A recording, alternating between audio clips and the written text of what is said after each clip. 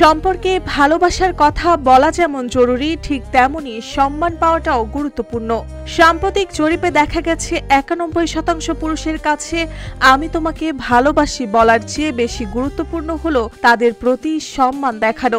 সম্মান তাদের জন্য শুধু ভালো লাগার বিষয় নয়, এটি আবেগীয় নিরাপত্তা এবং আত্মমূল্যের প্রতীক। পুরুষরা সাধারণত প্রশংসা, বিশ্বাস এবং স্বাধীনতার অমৌখিক সংকেতে বেশি সাড়া দেন।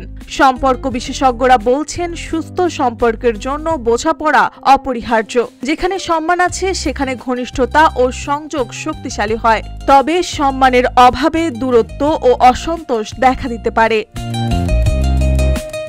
ছোট ছোট কাজে সম্মান দেখানো, যেমন মতামত মানা, কাজের প্রশংসা করা বা সিদ্ধান্তে সহায়তা করা, সম্পর্ককে মজবুত করে। তাই শুধুমাত্র ভালোবাসা বলা নয়, সম্মান প্রকাশ করাও সম্পর্ককে দীর্ঘস্থায়ী করে। মার্জিয়া মৌ, রূপালী বাংলাদেশ।